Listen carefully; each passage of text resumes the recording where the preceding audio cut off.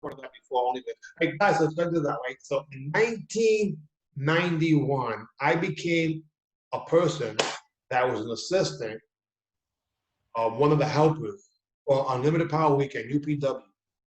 And this is where on a Friday night, we used to help people walk on fire. Mm-hmm. And my mother, my brother, rest in peace, and my son, and we had about 8 of our relatives all do the firewalk. It changed our lives forever. So that was in a small group. Then I went over and became an assistant at UPW, the big ones, where at the time, big would have been like 1,500 people. Today, like probably 5,000 people, depending on where you go. Yeah. And what we did was put ourselves into the proper state of mind. And you're going to learn the word called kumas, which will help you. And we started doing machine gun kicks over the hot coals, which is not allowed anymore, by the way, because while I was, an event that I wasn't at, one of my students, one of the codes got stuck in his toes, and they kicked it out to the audience. Oh, whoa. That is not allowed any longer. But it wasn't me that thing. It was me that started it, I think. So the firewalking experience was mind-boggling. I do a lot of, if you ever see me fight, I do a power move. I go this. That's me walking on fire. But what I was more proud of, that nobody has ever burnt on my line. So let's say for some reason you're there and people freaking out, they feel the heat, like, oh, this is real. Yeah. And I'm like, so I look at them and I say, listen, look at me, you got this. And if, depending on their eyes, if they light up, I know they got it. I say, go, kumas. Some people are freaking out. I'm saying, don't worry about it. I go, you got this? They say, we got this. And they hold on to me and we walk across. Some people, again, it all depends on who it is. You can tell by the facial expressions. If they're 100% committed, no problem. If they're iffy, uh-oh. So sometimes I go to the end of the line and I walk first and I go, come on. And they come to me. So I don't care what it is. This is my ego talking. Nobody's better than me when it comes to firewalking, because I make sure that nobody gets burned and they have a wonderful time. And afterwards, it really gets fun. When you celebrate, so Tony Robbins is supposed to be in the UK in November. He was supposed to be there in May. As you know, they canceled it. Hopefully it happens. But guys, I highly suggest anybody who wants to go through a transformation in their life to not just experience what would be anything with neurolinguistic programming or neuroassociation conditioning, hence the big giant guy, Tony Robbins, because it's the reason why I was able to do 90% of the things I've done. The other 10%, which is probably even more important, was the family values that my mother instilled in me and still does to this very day. But the rest of it, including for her, was experiencing and understanding how to use the facial expressions, how to use tonality, how to use your body. But once you do those breakthroughs, you can never go back again, unless, and this is the warning, you're gonna get judged, like we all have, once you get things to the next level. In my case, I ended up having 6 karate schools at age 26. 5 boroughs of New York, including Midtown Manhattan. Who were uncomfortable with me. He's crazy. They were saying I was crazy before, and I agreed with them, but it was a different crazy. This time I was so positive, and they said, "What's wrong with you? We're supposed to be miserable together." Now I was earning a lot of income. I did 6 figures, $350,875 was my gross in 1992 in one location, the Bronx, during the recession in America. Yeah. I was only 27 years old. So I bought things for everybody, which creates a problem. You can't do that. No. They resent you. Guys, if you think you're helping people by just feeding them, and they're not your children, they're gonna resent you the day you can't do it. And I couldn't do it. And the day that I had to thank my friends for buying or paying their own food, that's when I realized, oh my God, I'm in a codependent relationship with a whole bunch of people. With good intentions, leaders become martyrs, and it's not the smartest thing. Now, the people that are watching me during that time that love me were upset with me Mm. because I was spending so much energy on other people that weren't really that important. And that was my Yeah. big mistake. So I was wrong, but the firewalk, you're gonna have so much fun. You'll never be the same again. It's what I okay, and I'll say the truth. Tony Morrison did it first, and you know how I beat him up. I said, "Man, you stupid! If I'm gonna walk on fire, they're gonna freaking pay me. The hell you doing?" It was called My Revolution during that time. Tony Robbins was doing this. Tony was about 25 in Yeah. Manhattan. And I'm like, I wish I would have done it way back when. But so with good intention, anytime you see people, I'm sure you experienced it, when you start doing breakthroughs, it might be as simple as changing your hair. People are like, what's wrong with you? How come you don't, you know? Yeah. Yeah. Yeah. Yeah. So what I'm gonna be doing right now with the help of people worldwide is helping as many families as possible get through these crazy changes in life. Most people don't realize that, the world changed a long time ago. They just didn't change. Because Zoom has been around a long time. Yeah. It just didn't change. Yeah. And I'm doing this thing here called Power Talks. That MMA Power Talk to me is martial arts power talk because I think that there's not enough of them around. I don't think there's enough of them. Like a lot of the issues that it's supposed to go through, you're a leader. As a leader, we need help. Help Mm-hmm. more people. People come to us to take a lot of times. And they take our energy, they take our time, they even take our money, they take our heart. But it's not really fair. We need help. So what I put together was the gatekeepers. The gatekeepers are people who would not allow danger to come into your home, but it's also the home of your mind. And if you have people of similar mind working together, we get a chance to help a lot of people. So it has nothing to do with style, has nothing to do with anything. It's just that who's going to be in charge of your life and your children. You need help. If you ever need help, you can reach me because I know what you go through. You're a leader. The same thing. Now I can say if someone needs help with weight loss, I can let them know because I went through that myself. Or heartbreak or divorce. My God, a so-called life coach. Martial arts instructors have been life coaches for years. We just never got paid the life coach fee. A lot of times. But some of us have not been trained in it either. We went there to teach kicking and punching. All of a sudden, people want to help with their life. And I don't know what to do with my life. I got to help you. I'm in my 20s. What the heck? I'm trying to figure it out. Yeah. So you've been lucky enough to take action and get with a group of professionals. Because I saw you even speaking not too long ago. Right? Yeah. That's right. Yeah. I've got coaches and stuff like that, and it's something that I want to pursue. That's why I want to have more. I need the energy, I need the energy. So I've rearranged my life now so that I'm only teaching 3 days a week martial arts. So that's then going to give me time to do other things and to help other people in different ways.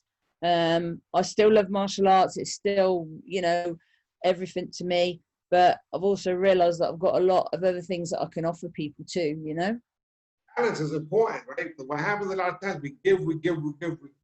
Then when we look back, we look in the mirror, and there's a whole bunch of, you don't even recognize that person. It's like an image of yourself. I'm like, wait a minute.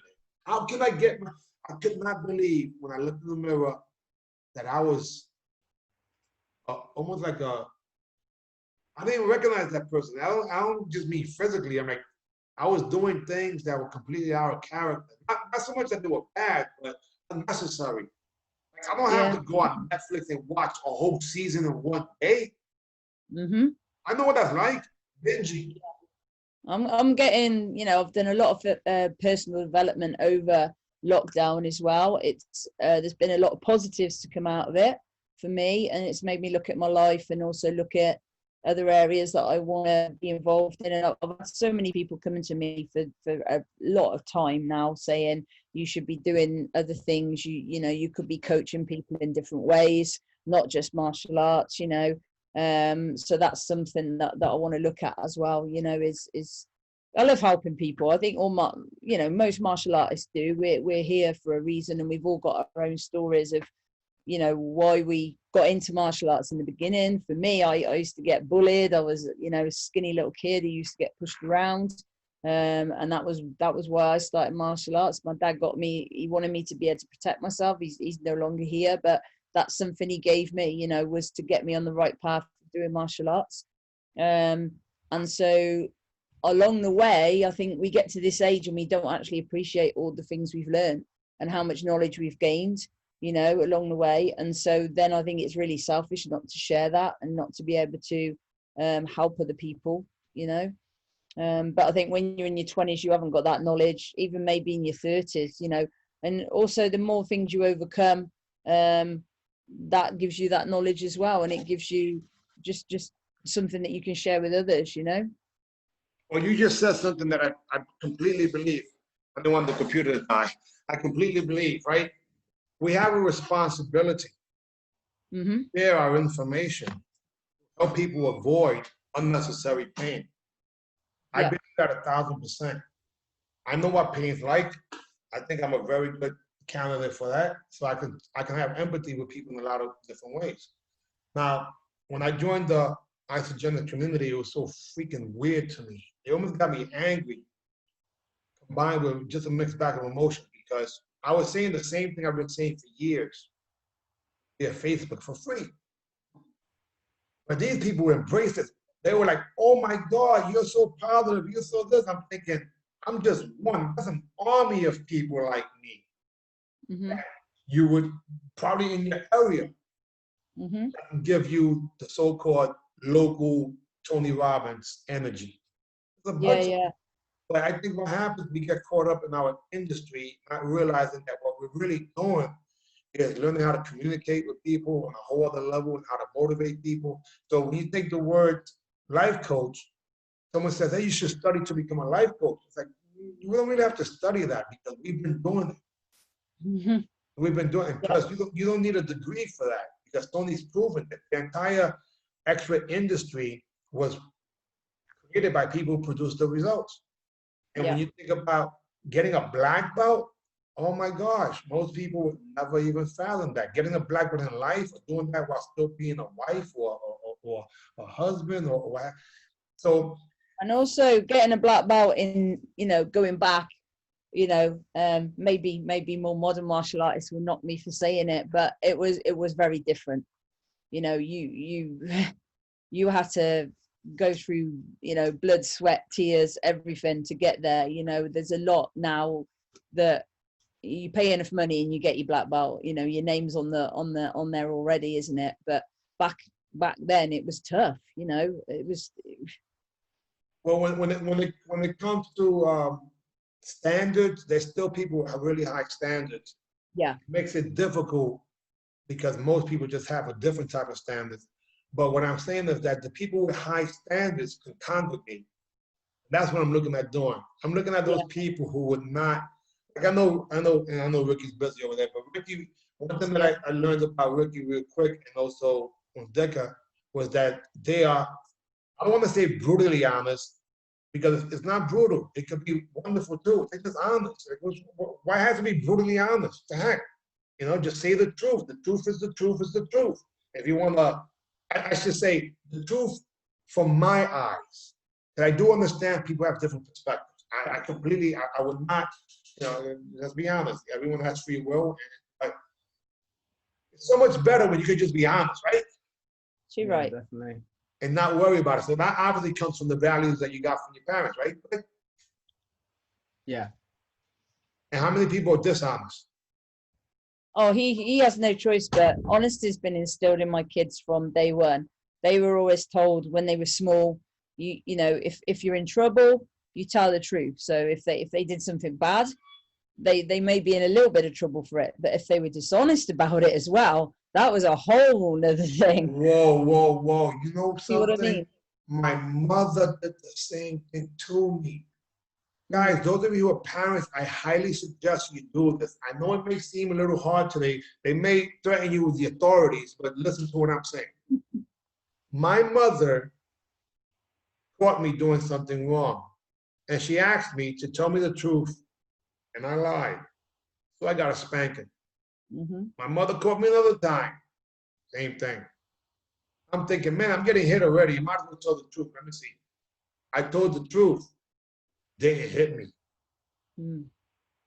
Now, mind you, I still had to deal with the circumstance, but it wasn't something physical because back then that's what parents used to do on many occasions. In my case, that was the case. And I was like, oh my gosh, so I learned how to the truth and I won't get hurt. I have to still deal with the situation at hand, you know, whether it's cleaning the room or picking up the glass or whatever it is. You still got to handle that. It wasn't like you told me the truth. Now let me clean up your mess. I started cleaning up my own mess.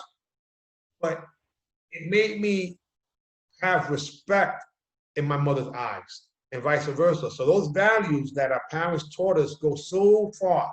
Now, as martial arts instructors, we are really hired for things you guys don't realize in some cases. See, there's people that come in and right in their forehead, we don't see it, but it says, help! And they may say something like, my son doesn't have any discipline. What they really mean is that I'm a single parent, I'm working 2 or 3 jobs, I'm afraid that whatever the situation, and in addition to that, I want to have this child here have a better chance in life than what I had. Mm-hmm. And when we look at that from that perspective, it's a different mindset, because when I teach martial arts classes, I always ask the kids, why are you here? And most of them yell out benefits. To learn how to this, to learn how to that. I said, those are reasons.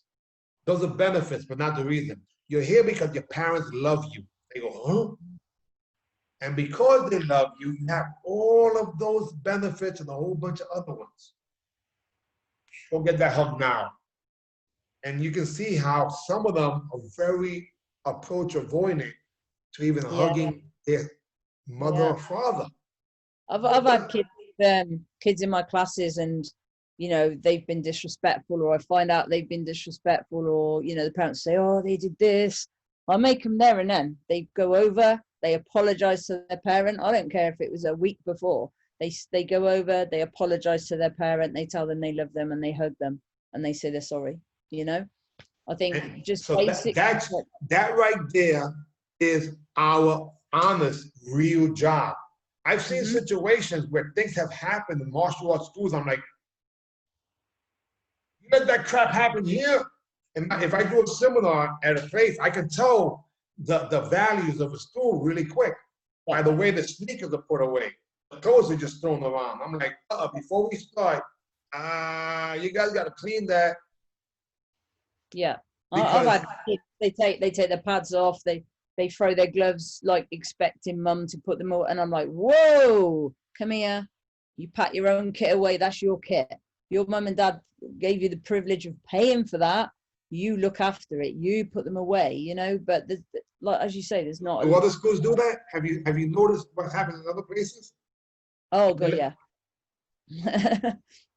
Yeah. And then they wonder why they have to give away a belt. Mm-hmm. No, you gotta. I let them know. First of all, I'll ask the children if the smallest one. I'll say, "Are you a baby or a big boy or girl?" Oh, big boy. Well, this is where big boy stands. So I give them accountability and show them how they should be. And when I do that, most of the times they look at the parents. Are you a big boy or a baby? Because if you're a baby, you know, we call it pacifier. I got a pacifier for you over there. I got some. And they're, oh, I'm a big boy. So this is where big boy stands. As a matter of fact, guys, I do not teach babies. I love babies. Oh, and you want me to do that to you? No, I'm a big boy. Okay, good.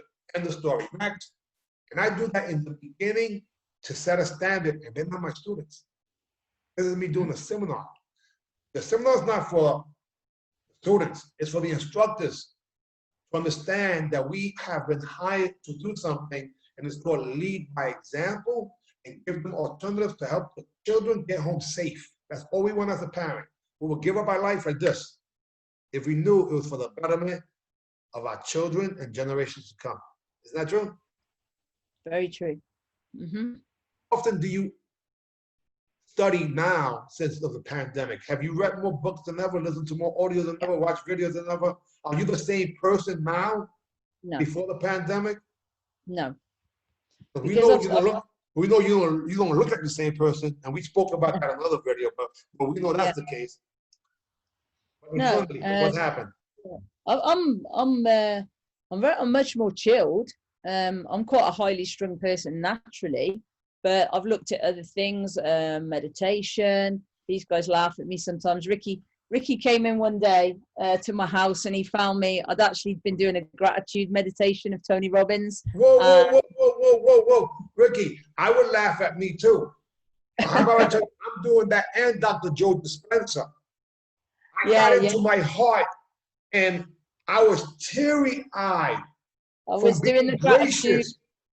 I was doing the gratitude, and it was think of 3 things that you're unbelievably happy for and you know, grateful for. And I was thinking of my kids when they were born. You know, I'm picturing my kids when they were born. He walks through the door. I'm sat there with tears rolling down my face, and he's like, I didn't know what's going on. He's like, what's going on, man? I was like, I'm not going to listen to that crap. It makes my mom cry. So I've got into meditation, tapping, EFT stuff. Have you seen that stuff? No. I'll ask you that in a second. But you was doing the power question. What are you most happy, excited, proud, grateful, doing? Who do you love? Who loves you? Right? Mm-hmm. Power questions. Yeah. And when you go into them, you answer it 3 times. So that's really made a big difference. I do that when I'm in the shower. What am I most happy about? Excited, proud, grateful, enjoying. Who do I love and who loves me? Mm-hmm. So you were saying about the tapping. You didn't. It's pressure points. You tap on these points, and it's you can use it for anxiety, or say if you were stressed over something, you sit and I'll send you some stuff over. It's good. You'll like it. So you tap on different pressure points. 8. Right. You can also use it for visualizing, law of attraction type stuff, that sort of stuff as well. So that's very good. I've only recently discovered that, you know. Well, let me tell you what I've been doing in addition to that. I should say, thank you for that. Wim Hof method of breathing and cold therapy. So today I was able to hold my breath for 3 minutes. Wow. Right? So you inhale, 1, 2, and then when you get to 30, you go 30, you just hold your breath and you time it. Now what that does is completely alkalines your body, and it puts you, oh my God, your brain gets a rush of oxygen. The carbon dioxide leaves your body, and all you have is oxygen in your body. Now from there, that's the Wim Hof method breathing. Of course, martial art has been doing that all our lives. We just never had it systematized in that manner to the point where it completely revolves around your body. My record is 4 minutes and 10 seconds that I held my breath. And the holding breath is not what you would think, when you would get dizzy. No. It's electrified. My body is vibrating. Now, so I did that. Then from there, they had a cold, I don't know if you ever saw this, because I have a bunch of videos on Facebook when I was doing it. It was called cold therapy. So I went out in the cold. It was about 10 degrees. I see you doing that. Yeah. Okay, so let me explain what that was. I am a chicken when it comes to the cold. Oh my God, I live in Florida. I don't want the cold. I'm scared of the cold. I'm Puerto Rican. We like the heat. So I was teaching in the Boys and Girls Club. My assistant was going to take care of them after Thanksgiving. I was going to go on my vacation, my holiday, come back to Florida as a snowbird, you know, to keep them all year tan. That was my goal. You know? That was always a good idea for me. So it turned out his mother got sick, and I was forced to stay. And I'm like, I was scared. What am I going to do? And then I came across the winter. Cold in the winter, man. It was really freezing. It was single digits in New York. Yeah, you know that. Yeah, but we've got nothing on New York in the winter. I'll tell you why. You know when they had the 25-year blizzard, which was 2016? I was in New York then, when they shut off the whole of Manhattan, Times Square. I have never, ever been so cold in my whole life. So you know what I'm talking about. So imagine. I know what you're talking about. So I said, so Wim Hof had the breathing. I said, I got this breathing down pat. And then they had this cold stuff. I'm like, I'm not doing that cold stuff. I'm like, the hell out of here. I'm just breathing. I'm being very selective. And as it turned out, now I'm stuck in New York and I'm scared. I'm thinking, oh man. Then let me learn how to use what God gave us to protect our inside, which is our skin. And we don't have no idea. We don't have a blueprint of what the skin is. We do know that if you lay down too long, you get blisters. We do know that if you're sick, it comes through your pores. We do know that, you know, it has to be protected. Women especially take care of it a little more than men. But so I said, you know what? Let me try this thing. And I went out into the cold. Well, what was supposed to happen was that the skin was supposed to almost get warm on the outside, I should say, cold on the outside, so you was warm on the inside. That's what the body does naturally to protect itself, because the body just wants to fight, flight. Sometimes it freezes. So it's a frontal cortex that you started to develop. So instead of it being scientific, you just go out to cold. And I recorded it. Now, because I recorded it, I probably stood there longer. See, now I'm doing a public commitment, and I want to check him out. Would you know that it was like an out-of-body experience, almost like when you firewalk? Like, you know you're doing it, but you can't believe it's happening. Or like when you get the split or sparring and it's on auto drive and you're not even, it's like, oh, what's going on here? So that happened to me.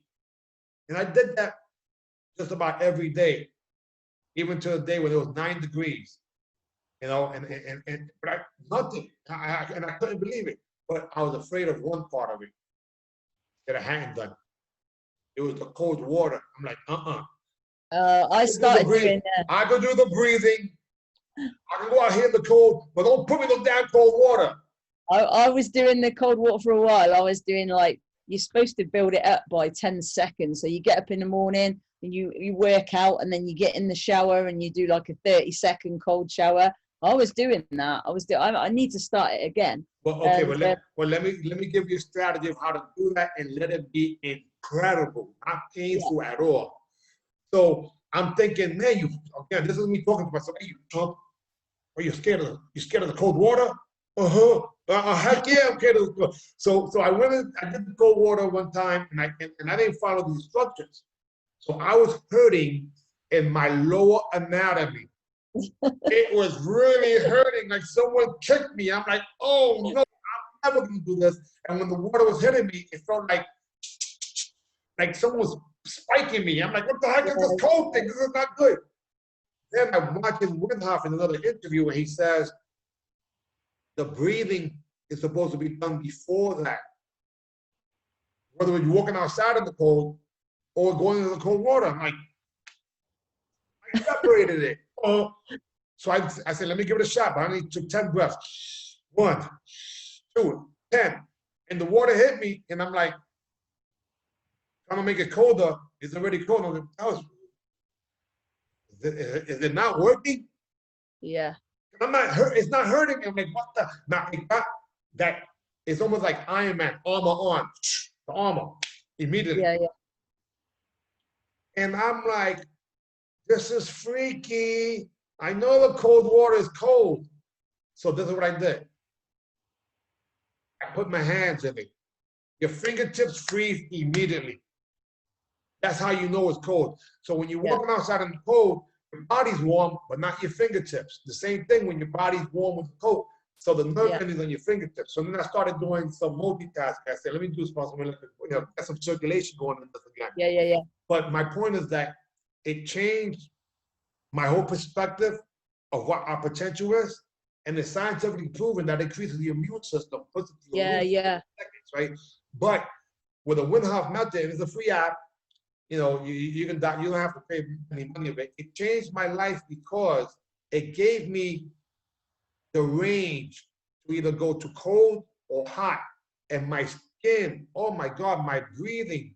You know, my energy. That helped. But I was doing that while being an ultra level vegan, while doing a half hour, 45 minutes, 1 hour, Dr. Joe Dispenza, going into the dark, all this stuff that I used to make fun of people. My instructor in December of last year, I have it on video. My instructor is in his 70s. I haven't trained with him 40 years. And we were all working out together. He says, you know, the purpose of life is to, another purpose of life, he says, in life, all you have to do is get a G2 better, just a little better, right? Yeah. Every day, just a G2 better. And he mentioned, if I do meditation, I said, sir, it's boring, okay? I tried it, I fell asleep, I kept looking, I don't like it. He just looked at me like, I said, but I am doing something similar. And I showed him the Windhoff video. He said, oh, that's very, very good. Having that on video and watching it embarrassed me. I was embarrassed at my own behavior. Yeah. How can I not try this stuff? It must be obviously good. It's been going on for centuries. And what's wrong with me? But of course, this is after doing the breathing, doing the shower, the cold in the shower. So I became a little more receptive. Yeah. You start to be more accept. I think as you get older as well, you're just more open to things, new things. You know, things Yeah, you when don't always understand as well. I knew everything when I was young. I don't know crap now.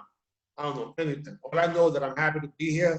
And if I could share some information with people and they can listen, that would be cool, even extra cool, you know. But, you know, with Dr. Joe Dispenza, that was the other guy, I got to one time only get into my pineal gland and connecting it. That was freaky stuff. You start seeing colors.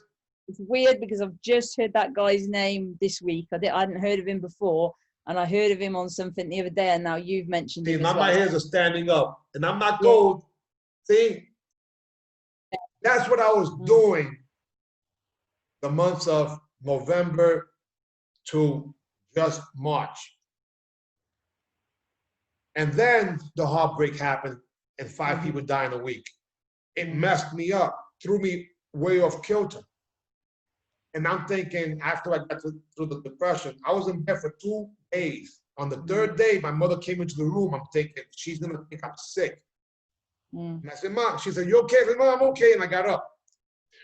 I knew that what it was that I was heartbroken. You know, when you cry to no more tears, and I had no tears left. So your body goes through some changes. There's nothing left, you know? And that's when I started doing these talks and giving people homage and having a funeral when they were alive helped me with the therapy. But then when I got that phone call from Dr. Jonathan and I saw what they were doing, I'm like, oh my God, this is something anybody could follow. To go to the cold therapy, the breathing, the freaking, the food or the lack thereof it, and the meditation, you're freaking nuts.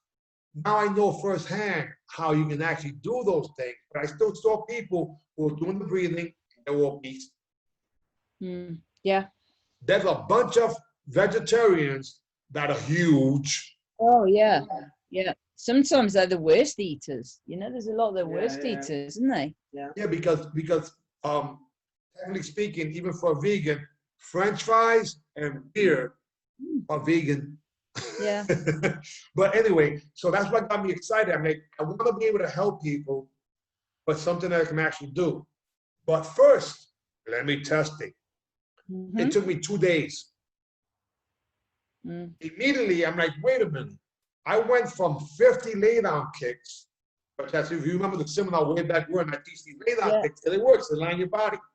Posture with breathing and the horse stance, increasing the flexibility. Again, no one taught me this, but I figured it out way back when, and it's not detrimental to your hips, your knee, your back, or anything else. I went from 50 kicks. The week before, I coached him. I added 10 more. Because I added 10 more, I was hurt for 1 extra day. Just 10 kicks. When I went and got the nutrition on the 2nd day, by accident, instead of doing 50, I went to 60 because of the previous workout. And I'm thinking, I'm not feeling it. So I got to 75 and I stopped. I said, I know I'm gonna be in trouble now, tomorrow, and the next day. You know how our body is. Yeah. The following day, I went to do the lay-down kicks again. I do them every other day, actually 3 times a week. And I'm like, wait a minute. I went to do them because my body wasn't sore, which is what I'm used to. If it's not sore, that means I must have rested. I didn't realize I did it the day before. I'm like, oh my God, I was like, this is crazy. I did 75 kicks. And I said, let me see if I can get to 100. 100 kicks is what I do now. And, and it's not so much because I've been doing 50 for years. And if I do 60, like I said, you feel it, because that's a lot of kicks. And now at age 54, I can do what I couldn't do, you know, years ago, and it freaks me out. So like right now, I know I'm gonna be in the best shape of my physical life because of 2 things. The mind and the body is connected now. I know how to put myself in the proper state of mind to walk on fire, but I also know how to put myself in the proper state of mind to accept cold and or heat. I know how to take what would be the fluids of the spine and bring them all the way up to my pineal gland and see a whole bunch of other energies and frequencies that we really are, that people just don't see. Like people, I know it's freaky stuff. Think about it. Right now, we think that the air has nothing. No, this right here is being sent through frequency, and we are frequency because you can see right through it if you have the right, telescope or microscope, I should say. Everything's energy. People talk about the law of attraction, but you can attract things, and you can by how you think. I've done it before. I've been so focused on hitting a certain student number, and that's all I've thought about. And all my energy has gone into that, and then I've very quickly hit that student number. And I believe in a lot of that stuff. However, I tell you that I did that, and my goal was to have 200 competitors at a tournament. But I knew the 80-20 rule applied, and if I was lucky, only 20% of them will actually go compete. Yeah. I did it. I had 1,000 students, 200 competing at a tournament. But no one can understand how I did it. Yeah. So I was an alien to all my family and friends who got together to try to do an intervention because they thought I was going crazy. In the meantime, I was paying for everybody's homes. Because I'm doing things at a whole other level, like walking on fire, jumping out of planes. I was doing all that stuff. You're gonna love this, and I'm gonna let you go after this one, because you're gonna love this one. 1992, Hawaii, Mastery. The Mastery course with Tony Robbins. Back then, it was everything in one seminar. Life mastery, financial mastery, everything. 14 days, 14-hour-a-day seminars. We're gonna go, myself and my 2 students. Since we used to be part of the staff, we're going for free. We've got to pay the airfare. Incredible. 3 days before the event, we get a call, or I get a message that they reneged on the deal, and we are not going for free. We can only go if we get, and it was $3,000 instead of the $5,000 at the time, which today is over like $20,000 today. Yeah. In 1992, I was angry. Could not believe how full of crap. I knew it. It was full of crap, and I'm thinking, I'm gonna go to Hawaii. I'm gonna punch him in the mouth. I'm gonna go to Hawaii. I'm gonna punch Tony Robbins in the damn mouth. He was junior student, and I couldn't believe how he reached on this damn deal. My guys can't go. So I took out my American Express corporate card, and I'm on my way to Hawaii. I said, you know what? Before I punch him in the mouth, I gotta get my money back. I gotta get my money's worth.